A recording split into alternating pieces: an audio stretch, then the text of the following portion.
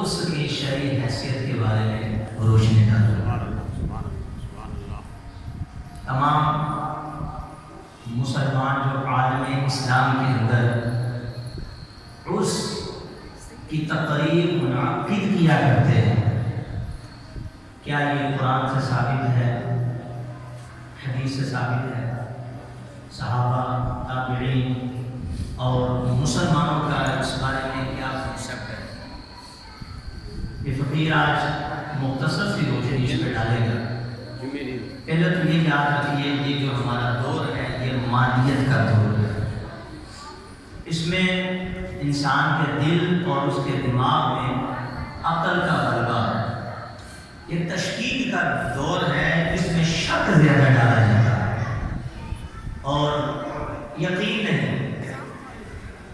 شک زیادہ ہے، یقین کم ہے، اور خاص طور پر جس چیز کا تعلق روحانیت کے ساتھ ہے اس میں لوگ زیادہ شک اور شبہ کا خود بھی شکار ہیں اور دوسروں کو بھی اس کا شکار کرتے ہیں۔ یاد رکھیے، روحانیت ایک ایسی چیز ہے جس کا انکار نہیں کیا جا سکتا، انکار نہیں کیا جا سکتا روحانیت۔ ہمارے ہاں بالعموم تین طرح کے گروہ عرف کے اندر پائے جاتے ہیں، تین طرح کے گروہ۔ ایک تو اس طرح کا گروہ ہے جعلی پیروں کا۔ جعلی جو پیر ہیں وہ برساتی نیٹوں کی طرح بالکل نمایاں اور پیسوں کا سلسلہ ہے، اپنی دکان چمکائے ہوئے ہیں۔ ان کے اس بدلے عمل کی وجہ سے یہ جو بد عمل کر رہے ہیں، اہل سنت کا نام بدنام ہے۔ اور دوسری طرف لا دین اور سیکولر ذہن والے لوگ ہیں جو دین کو نقصان پہنچاتے ہیں۔ ان کا کنسیپٹ اور عقیدہ یہ ہے، وہ یہ چاہتے ہیں کہ جیسی ہماری خواہشات ہو، جیسا ہم چاہیں، معاذ اللہ قرآن کریم کا مطلب لوگوں تک اسی طرح بیان کریں۔ شریعت اور طریقت کا انکار کرنے والے اور لوگوں کے ذہنوں کو الجھانے والے ہیں، یہ بھی حقیقت میں روحانیت کا انکار کرتے ہیں۔ تیسرا گروہ وہ ہے ہمارے ہاں جو مسجد و منبر کے وارث، مسجد و منبر پر قبضہ کیے ہوئے اور دین اسلام کے نام پر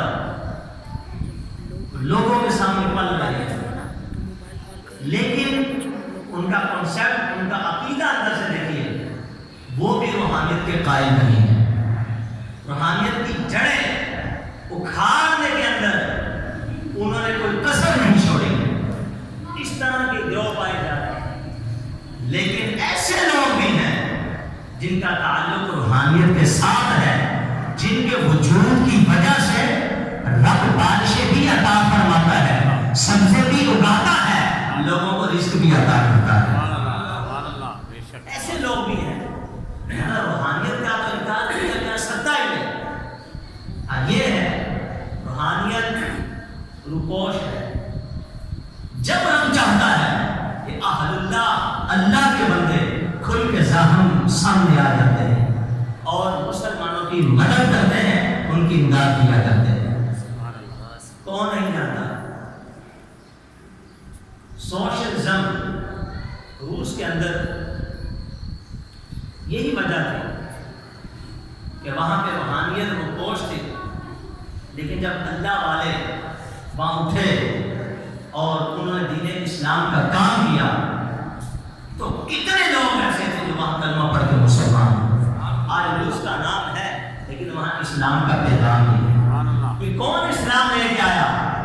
یہ وہ لوگ کہ جن کا تعلق روحانیت کے ساتھ ہے، خود بھی روحانیت والے کام کرتے ہیں، مخلوق خدا کو روحانیت کے ساتھ جوڑتے ہیں، خود بھی رب سے ملے ہوئے ہیں اور مخلوق خدا کو خالق کائنات سے ملائے نکلے آئے ہوئے ہیں۔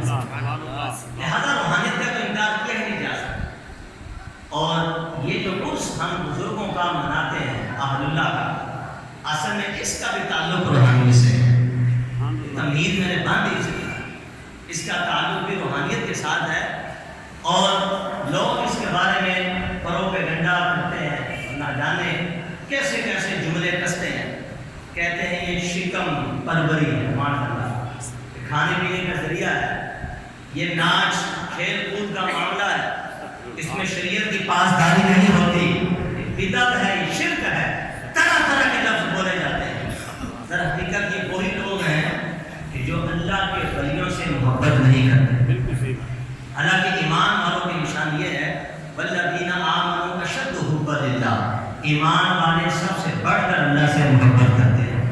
جو اللہ سے محبت کرے گا وہ اللہ کے پیاروں سے بھی ضرور محبت کرے گا، اور جو نہیں کرتا، امام بخاری لکھتے ہیں، راوی حضرت ابو ہریرہ رضی اللہ تعالیٰ ان کے بارے میں فرمایا من عاد لی ولیا فقد آذنت بالحرب، جو میرے کسی ولی سے دشمنی کرے میں اس سے اعلان جنگ کرتا ہوں۔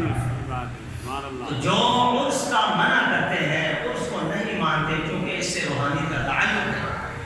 آئیے یہ بندہ ناچیز عرس کی شرعی حیثیت آپ کے سامنے ذکر کرے گا، آپ اپنے قلوب اپنے اذہان کو میری طرف متوجہ رکھیں، اور یہ کلمات رشد و ہدایت بزرگان دین نے اپنی کتابوں میں نقل کی ہے، میں اس کا خلاصہ اپنے الفاظ میں آپ کے سامنے پیش کرنے کی کوشش کروں گا۔ اللہ تعالیٰ مجھے حق کہنے اور آپ کو